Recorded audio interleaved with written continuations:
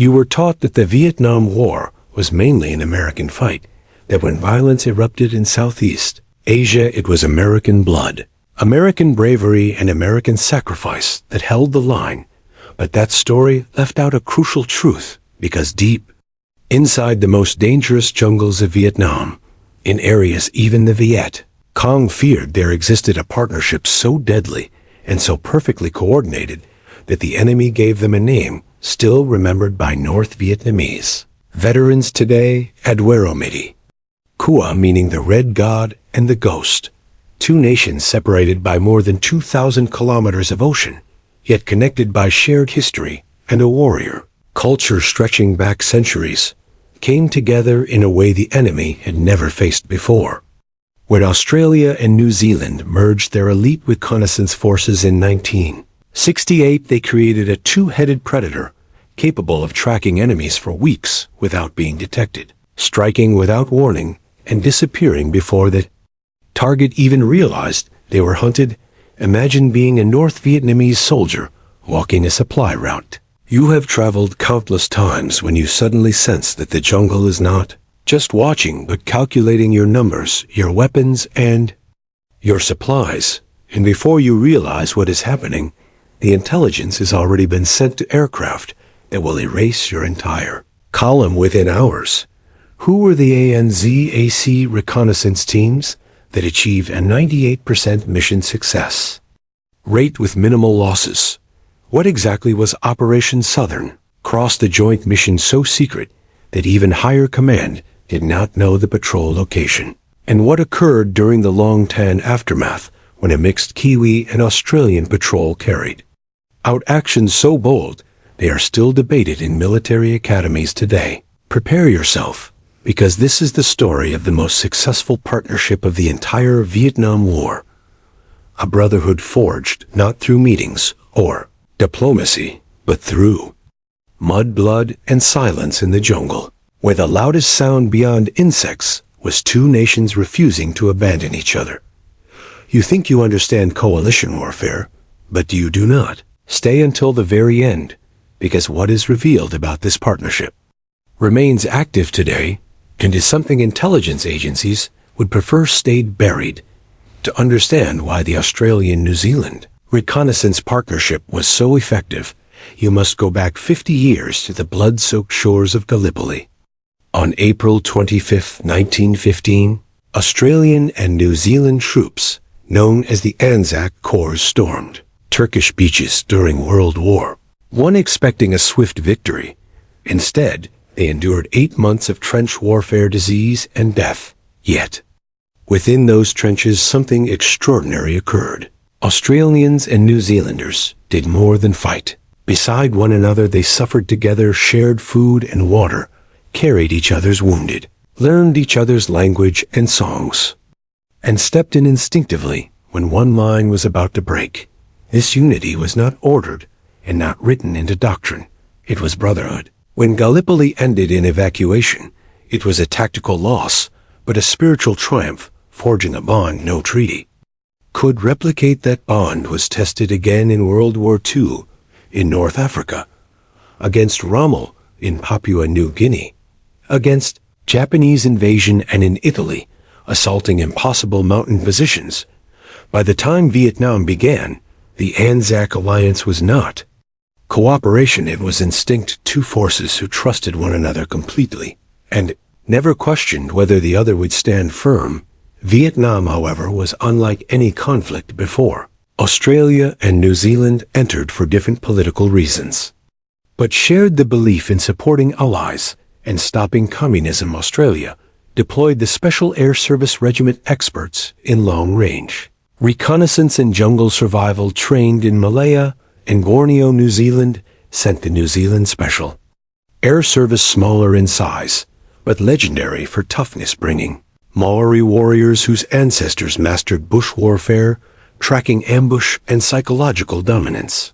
Both units valued patience over aggression, intelligence over body counts, and invisibility over firepower. Their selection processes broke most candidates, and they believed the greatest weapon was the ability to be where the enemy did not expect. Initially, they operated separately, until the Tet Offensive exposed massive intelligence gaps. Someone at headquarters proposed merging their capabilities into joint ANZAC teams. Despite resistance over logistics, command, and pride, the soldiers themselves responded with one phrase about bloody time. The first joint briefing took place in March 1968 at the Australian base in Phuoc 2.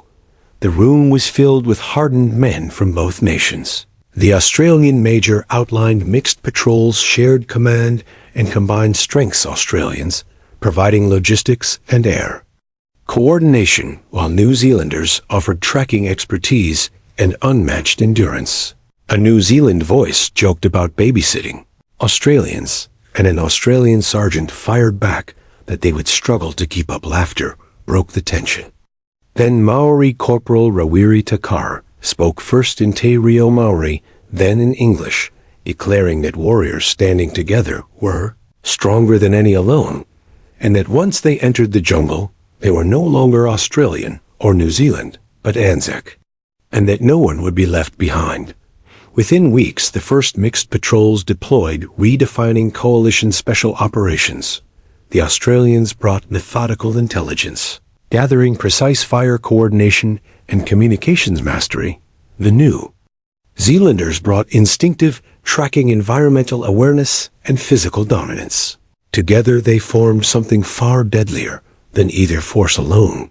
Mixed patrols of 4 to 6 men communicated silently through custom hand signals, developed near telepathic coordination, anticipating each other's actions without words. National identity faded, replaced by team loyalty. Enemy intelligence soon warned of ANZAC teams, describing them as silent, impossible to ambush, and seeing everything before it happened. Captured enemy officers described them as forest spirits who killed before their presence was known. In August 1968, Operation Southern Cross launched a 6-man mixed ANZAC team inserted 60 kilometers behind enemy lines into War Zone D for 28 days with no resupply.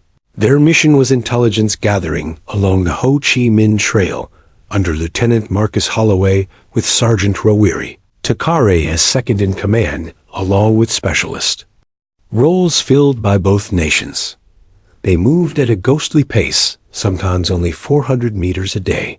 Rawiri detected ambushes before they were visible, sensing disturbances in nature. On the 5th day, an enemy patrol passed within 10 meters while a ANZAC team lay motionless, choosing restraint over violence. From their observation post, they documented supply movements, fuel depots, and ammunition caches, transmitting data via burst radio signals. On day 18, enemy helicopters began searching, forcing the team to hide inside a cave for 36 hours, while enemy soldiers passed directly overhead. After surviving detection, airstrikes were approved, destroying key enemy infrastructure, and the team began exfiltration through hostile terrain, running out of food and water, but returning safely after 28 days. The mission achieved 0 casualties and massive strategic impact. The reputation of ANZAC reconnaissance spread quickly, making them priority targets. The enemy attempted ambushes, dogs, and deception, yet failed because the teams adapted instantly, using rivers, terrain, and pattern recognition. One legendary incident saw a New Zealand tracker identify the true escape route of an enemy force by scent and disturbed leaves, leading to the destruction of their base. When asked how he did it, he replied that his grandfather taught him to read the forest. Before dangerous missions, Maori members performed the haka, initially strange to Australians, but eventually embraced as a shared ritual. Some Australians even joined in, recognizing its power to unify and prepare warriors.